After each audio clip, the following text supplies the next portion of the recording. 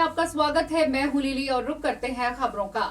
छत्तीसगढ़ के स्वास्थ्य मंत्री टीएस सिंहदेव एक दिवसीय प्रवास में चुनावी सभाओं को संबोधित करने के लिए जांजगीर चांपा पहुंचे।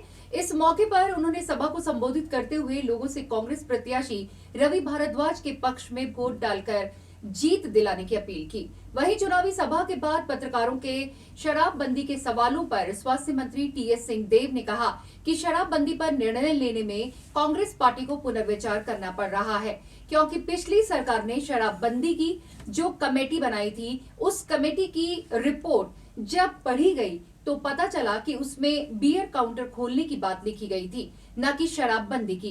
कांग्रेस पार्टी एक कमेटी का गठन कर उन राज्यों में जाएगी जहां शराबबंदी सफल हुआ था और जहां असफल हुआ था। शराबबंदी पे जरूर अभी निर्णय लेने में कांग्रेस पार्टी को पुनर्विचार उस नाते करना पड़ा है कि पिछली सरकार ने शराबबंदी के संबंध में जो कमेटी बनाई थी और उस कमेटी की रिपोर्ट जब हम लोगों ने पढ़ी तो उसमें तो बियर काउंटर खोलने की बात लिखी हुई थी, शराबबंदी की बात नहीं थी। तो कांग्रेस पार्टी ने एक समिति का गठन किया है जो उन राज्यों में जाएगी जहां शराबबंदी लागू हुई थी, जहां सफल हुई और जहां विफल हुई। जांजगीर चांपा से दीपक यादव की रिपोर्ट। रुक करते हैं अगली खबर का। फतेहपुर सीकरी लोकसभा सीट से कांग्रेस के प्रत्याशी राज बब्बर को 17 किसान संगठनों ने सोमवार को अपना समर्थन दिया। वहीं किसान यूनियन अंबावता के राष्ट्रीय अध्यक्ष ऋषिपाल अंबावत और किसान संगठनों के अध्यक्षों ने राज बब्बर के साथ बैठक भी की। इस दौरान प्रदेश अध्यक्ष राज बब्बर ने कहा कि सभी किसान भाइयों ने अपना समर्थन देकर मेरी जीत पर मोहर लगा दी है। किसानों ने जो मुझ पर भरोसा जताया है वह उस लड़ाई को हर स्थिति में लड़ जाएंगे और किसानों को उनका हक दिलाया जाएगा। वहीं किसानों का आरोप है कि भाजपा के विधायकों और सांसद ने अभी तक उनको उचित मांगों का समाधान नहीं करवा पाए और किसानों पर हुए लाठीचार्ज के बाद भी किसी सत्ताधारी नेता ने उनकी सुध नहीं ली। तरह किसानों के संगठनों ने आज समर्थन दिया है और राष्ट्रीय अध्यक्ष ऋषिपाल अंबावत जी किसान यूनियन के उन्होंने जिस तरह से आज यहाँ पर स्वयं आकर इसकी कमान संभाली है, मैं उनका भी आभार प्रकट करता हूँ और 17 के 17 संगठनों के साथियों का आभार प्रकट करता हूँ। हमारे इंजीनियर साहब यहाँ पर मौजूद हैं, इन लोगों ने समर्थन दिया है और मैं क्या देखूँ 17 संगठनों के तमाम वो लोग जो कोई 6 महीने से बैठा है आंदोलनों पे, कोई जो है 1.5 साल से बैठे, उन तमाम लोगों ने साथ दिया। तो इसके बाद में अब समीकरण क्या ढूंढना, समीकरण तो वो देखें जो रात को बैठ के गुणा भाग करते हैं। ऋषिपाल अंबावत, राष्ट्रीय अध्यक्ष भारतीय किसान यूनियन। देखिए, यहाँ आज किसानों की एक मीटिंग है और उसमें ये था कि भाई इस चुनाव में किसानों को किसका समर्थन करना चाहिए, किसके साथ जाना चाहिए। इस 5 साल इस जुमलेबाज सरकार को भी लोगों ने देखा है, तो हमने ये तय किया है कि आज बैठ कर के सभी संगठन मिलकर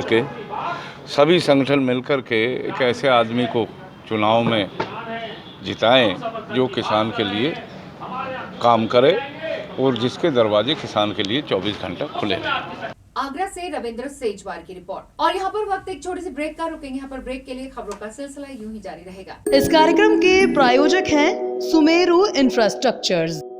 ब्रेक के बाद एक बार फिर आपका स्वागत है। रुक करते हैं अगली खबर का। खबर झारखंड के गिरिडीह से है, जहां नगर निगम क्षेत्र के मकतपुर स्थित बिजली के एक खंबे में भाजपा का झंडा लगा मिला।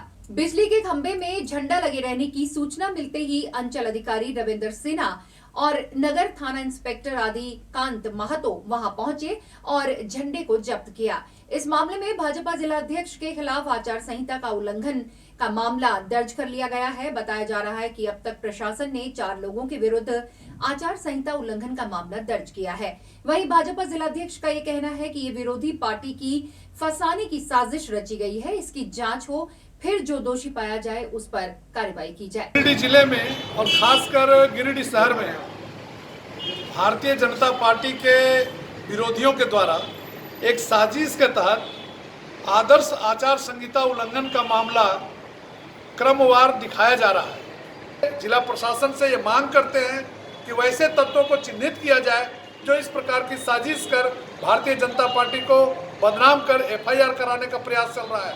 किसी लैब पर आया कि इस रोड में राजेंद्र नगर लिखा हुआ है एक यहाँ बीजेपी का झंडा लगा हुआ सरकारी पोल पर। हम लोग सी विजिल ऐप के सहायता से ही आए, देखे कि एक झंडा लगा हुआ तो उसको जब्त किए, आवश्यक कानूनी कार्रवाई करेंगे।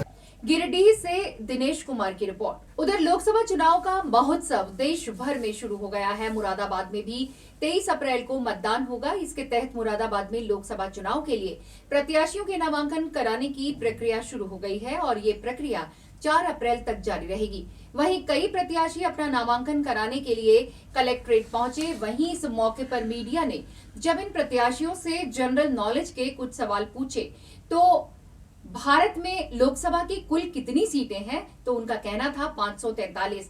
वहीं जब ये पूछा गया कि उत्तर प्रदेश में कितने जिले हैं, तो लोकसभा प्रत्याशी का कहना था 72।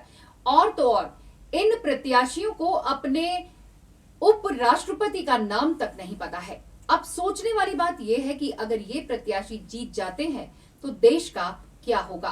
पार्टी कौन सी है? भारतीय बहुजन समता पार्टी। सर लोकसभा में कितनी सीटें हैं कुल? 543 जी 543। अच्छा सर, जिले कितने हैं अपने यूपी में?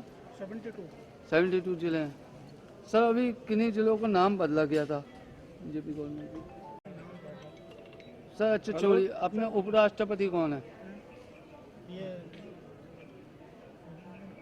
वेंकैया नायडू है। मेरा नाम अकरम चौधरी है। मैं भारतीय जनता पार्टी से पर्चा भर रहा हूँ। आचार संहिता को इंग्लिश में क्या बोलते हैं? आचार संहिता को इंग्लिश में क्या? उर्दू में बता दीजिए।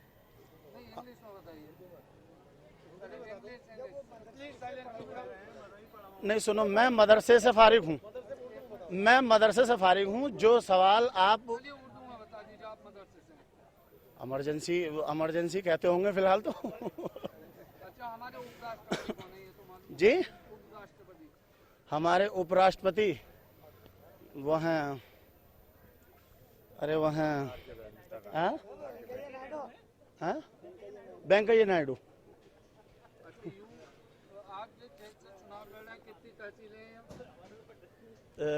जिस क्षेत्र से चुनाव लड़ रहे हैं, हाँ 1 मिनट, हमारे उसमें 1 2 3 4 5 तहसीलें हैं। 72। मुरादाबाद से सागर रस्तोगी की रिपोर्ट। और मेरे साथ बुलेटिन में इस वक्त के लिए इतना ही। देश और दुनिया की तमाम बड़ी खबरों के लिए बने रहें नेशन 1 के साथ। मुझे दें इजाजत। नमस्कार।